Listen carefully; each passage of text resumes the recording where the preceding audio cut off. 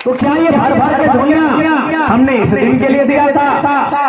आज इतने शहादत अगर अलग आजाद भारत की बात करें तो 1 जनवरी 1948 जहां लोग 1 जनवरी को जश्न मनाते हैं, 1 जनवरी को पिकनिक मनाते हैं, 1 जनवरी को वो प्रेम निभाते हैं, उस समय हम सरायकेला में छाती में गोली खा रहे थे। क्या इस दिन के लिए? क्या यही दिन देखना है हमें? 1 जनवरी 1948 जब पूरा संसार जश्न में डूबा था, हम लोग मातम में थे, हम लोग मातम में डूबे थे। क्यों? इसीलिए कि उस समय सरायकेला जिला को सरायकेला के भाग को उड़ीसा में मिलाया जा रहा था और लोगों ने दलील दिया कि हम लोग सीने में गोली खाना पसंद करेंगे लेकिन उड़िया के पीछे पीछे चलना स्वीकार नहीं करेंगे। इसलिए यदि कोई कहता है कि हम कभी बंगाल प्रेसिडेंसी में आते थे, हम कभी बिहार से कटरा बने हैं, ठीक है, हम मानते हैं कानूनी दृष्टि से हम बंगाली थे, कानूनी दृष्टि से हम बिहारी थे, लेकिन दिल से दिल पर हाथ रख के कहिए हम कभी ना बिहारी थे ना कभी बंगाली थे। हमारी स्वतंत्र पहचान थी, हमारी निजी पहचान थी, हमारी पहचान सिर्फ झारखंडी थी। साफ शब्दों में कहे, साफ शब्दों में कहे, हम राण सभ्यता के राण माटी के राण लोग हैं। तो आज ये मौसम कुछ दिन से हम लोग भूल चुके थे, हम लोग राण लोग हैं, हम लोग डरपोक हो गए थे, हम लोग सीधा साधा हो गए थे, हम लोग भूल चुके थे खुद को कि हम राण लोग हैं। तो इसीलिए रात को जगना और धूप में आके बैठना हमें फिर से आभास आएगा कि हाँ हम लोग राण लोग हैं। राण का मतलब ये कोई गाली शब्द नहीं है। राण मतलब मेहनती, राण मतलब खटने वाला, राण मतलब ढीठ। तो हम लोग भी बहुत बड़ा ढीठ है। साफ शब्दों में कहें तो राण मतलब जिद्दी। तो हमारी भी जिद है, जब तक नीति नहीं तो नीति ये विधानसभा बनाए, नहीं तो फिर अगर हम लोग तैयारी करें तो फिर राण माटी के राण लोगों का जो राण विद्रोह होगा तो फिर हिंदुस्तान के पंजने में नहीं, फिर काल मार्क्स उसको जर्मनी में जगह। आपको जानकारी है कि नहीं कि हिंदुस्तान के लोगों ने, भले हिंदुस्तान भारत हमारा देश है, लेकिन ये बात आपको मानना होगा भोला भाला होने के कारण हमारे साथ हमेशा भेदभाव हुआ। 1855 की क्रांति को जिससे हम लोग होल विद्रोह करते हैं, सिद्धू कानून, फूलो झानो चांद भैरव जब महतो के शहादत के साथ लड़ा गया था, उसे हिंदुस्तान ने उतना महत्व नहीं दिया। उस आंदोलन का महत्व किसने दिया? जर्मनी के दार्शनिक कार्ल मार्क्स ने जाके जर्मनी में दिया। इन लोगों ने हमेशा हमारे साथ भेदभाव किया है। हम मानते हैं हम भारत का हिस्सा है, लेकिन हम ये भी मानते हैं इन्होंने हमारे साथ भेदभाव किया है, इसीलिए राज्य की नीति नहीं बन पाई। जो लोग हमारी सीमा से सटे हैं 5 राज्य, वे तो चाहते ही है कि झारखंड की नीति ना बने, क्योंकि अगर झारखंड में बाउंड्री वाल नहीं होगा तो हम लोग चोर की तरह यहाँ प्रवेश। आज इसी कारण जितने भी हमारे पड़ोसी राज्य हैं वे लोग सबकी नीति को समर्थन करते हैं, लेकिन झारखंड में जब नीति की बात आती है सबके पेट में दर्द होता है। इन 5 पड़ोसी राज्यों की बात मत कीजिए, इसके बाद भी जो राज्य है, आप गुजरात राजस्थान तक चले जाइए, महाराष्ट्र तक चले जाइए, वहां के लोग भी, विशेषकर गुजरात और राजस्थान के लोग भी यहाँ बड़े बड़े जमीनों पर बड़े बड़े आलीशान फ्लैटों के साथ बड़े बड़े व्यापारों में संलिप्त हैं। और हमारे लोग कहाँ हैं? जाके देखिए गाँवों में, जाके देखिए छोटे छोटे बाजारों में ये पात पाला दतवन झोरी बेचकर अपना जीवन यापन कर रहे हैं।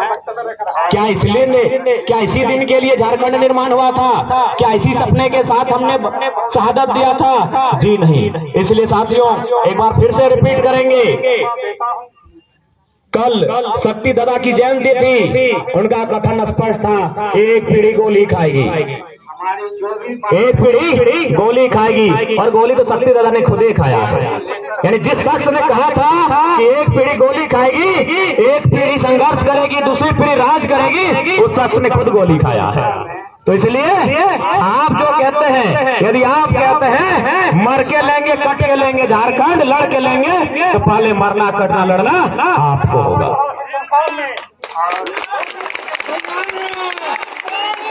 ये संघर्ष की बेला है, इस संघर्ष की बेला है, इसमें नहीं कोई अकेला है। साथी हाथ बढ़ाना, साथी हाथ बढ़ाना। इस राज्य के निर्माण में असंख्य प्राणों की आहुति दी गई, असंख्य बलिदान हुए, असंख्य माताओं बहनों का मांग का सिंदूर जो है, तब हमें ये राज्य मिला। लेकिन में रांची का करते हैं, एक बोरो प्लेयर रांची का सांसद बन जाता है। संजय सेठ, संजय सेठ को सांसद बनाने के लिए निर्मल ने गोली खाई थी। संजय सेठ को सांसद बनाने के लिए सरायकेला वालों ने गोली खाई थी, या सीपी सिंह को विधायक बनाने के लिए? इसी दिन के लिए राज्य बना था? जी नहीं, इस दिन के लिए राज्य कतई नहीं बना था। इसलिए इनसे पूछिए ना, ये लोग तो कहते हैं हम झारखंड में कई सालों से रहते हैं, तो झारखंड आंदोलन में आप पीछे क्यों थे जी? पूछिए यहाँ का स्थानीय विधायक को, पूछिए इन विधायकों को जो कहते हैं कि हम भी झारखंड में सालों से रह रहे हैं, तो उस समय कहाँ थे? उस समय आपका एक नाखून क्यों नहीं उखड़ा? और उस समय आपका एक चूल नहीं कटा है, और आप तुलना कर रहे हैं गर्दन कटाने वालों से? हमारा गर्दन कटा है।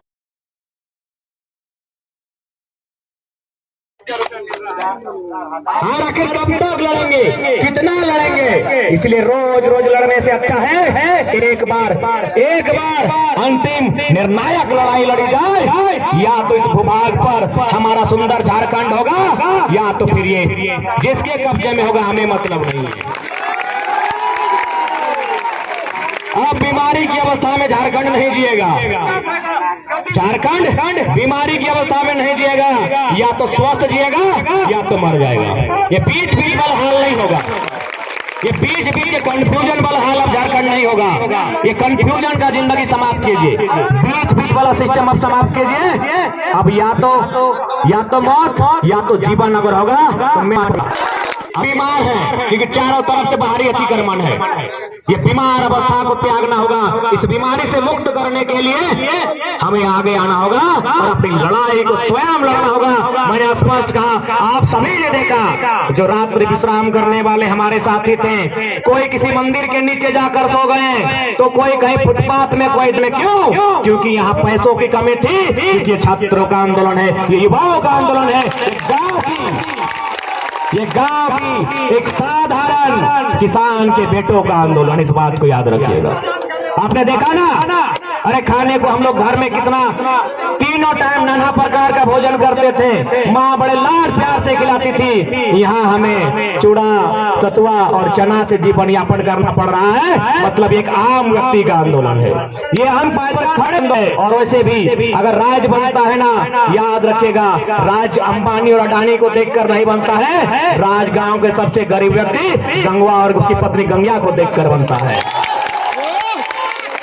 संपन्न व्यक्तियों के लिए राज नहीं बनता है, अमीर व्यक्तियों के लिए राज नहीं बनता है, राज शोषित वंचित पीड़ित लोगों के लिए बनता है। तो सवाल है विधानसभा से, क्या शोषित वंचित पीड़ित लोग मुस्कुरा रहे झारखंड में? अगर तो राज हमारा होगा, ये हमें और आप सबको मिलकर सुनिश्चित करना होगा। आज भी वे लोग हादसे में हैं जिनके उत्थान के लिए राज्य बना था। अंतिम पायदान पर जो लोग हैं उनके उत्थान के लिए राज्य बना था, क्योंकि ये भोले भाले लोग गांवों में खेती के माध्यम से अपना जीवन यापन करने वाले लोग थे। सबको भय था, अंग्रेजों को भी भय था। अंग्रेज बुरे ही थे, लेकिन थोड़ी सी इंसानियत थी। अब भले हमें मारते थे, पीटते थे, हमारे रक्त से इनको लड़ देते थे, लेकिन एक थोड़ा सा इंसानियत था। उन्होंने कहा झारखंड के लोग भोले भाले हैं, ये माटी को मां समान मानते हैं, इनके लिए व्यवसाय का महत्व नहीं है, ये कंपनियों का महत्व नहीं देते हैं, ये नौकरियों का महत्व नहीं देते हैं। ये लोग हटोइया लोग हैं, ये माटी के साथ संबंध रखते हैं। इसी तर्ज पर, इसी आधार पर अंग्रेजों ने झारखंड के क्षेत्रों में 1837 में कोल्हान में विल्किंसन रूल दिया कि यहाँ के जल जमीन जंगल पर, यहाँ की माटी पर कोई बाहरी अतिक्रमण ना हो। छोटा नागपुर के क्षेत्र में 1908 में सेंटी कानून लागू किया गया और उसका पहला कानून यही बना। इस कानून का बनने का मतलब यह बाहर के राज्यों का, बाहर के लोगों का यहाँ बस बसाओ, यहाँ जमीन छिनाओ रोका जाए। इसीलिए सीएनटी का कानून बना। ये था जितना संरक्षित ये कानून आपके समय में था, इस आजाद भारत में हमारे लोग जो सत्ता में आए उनके समय सुरक्षित नहीं है, अभी तो बार बार उसमें छेड़छाड़ किया जा रहा है। इसलिए साथियों, ये आंदोलन खुद को बचाने का है। प्रकृति हमारी नस्ल फसल बर्बाद कर रही है, ये विधानसभा हमारी नस्ल बर्बाद कर देगी। इसलिए लड़ाई अपनी नस्ल बचाने का है। प्रकृति से कोई नहीं लड़ पाएगा। प्रकृति जब चाहेगी संसार को अपने आगोश में ले लेगी, वो जब चाहेगी सूर्य को नष्ट कर देगी, वो जब चाहेगी हिमालय के पहाड़ को गलाकर खाक कर देगी, वो जब चाहेगी स्वर्ण रेखा और दामोदर नदियों के पानी को सोख लेगी। लेकिन हम इस विधानसभा से लड़ सकते हैं, इस बात को याद रखिएगा। इस विधानसभा से हम लड़ सकते हैं क्योंकि यहाँ जो लोग अंदर हैं, जो लोग उसकी पहरेदारी कर रहे हैं, वो भी हमारी और आपकी तरह है। उनके बदन में भी वही रक्त है जो हमारे बदन में है। वो भी आटे से बना रोटी खाते हैं, सोना चांदी से बना रोटी नहीं खाते हैं। इस बात को ध्यान में याद रखिएगा। साफ शब्दों में कहें तो ये पिछले 6 महीने का आंदोलन और विशेषकर ये 2 दिवसीय आंदोलन हमें तैयार कर रहा है, हमें शारीरिक रूप से, हमें मानसिक रूप से, हमें बौद्धिक रूप से मजबूत बना रहा है। साफ शब्दों में कहें साथियों तो ये आंदोलन हम लोग सुखमय वाले 62 बड़ी में बैरिकेडिंगों को पकड़ रहा है। यानी हम लोग आने वाले बड़े विद्रोह के लिए जिसकी आशंका इस राज्य में दिख रही है, जिसकी आशंका हर नौजवान की आंख में दिख रही है, उसके लिए हम खुद को तैयार कर रहे हैं।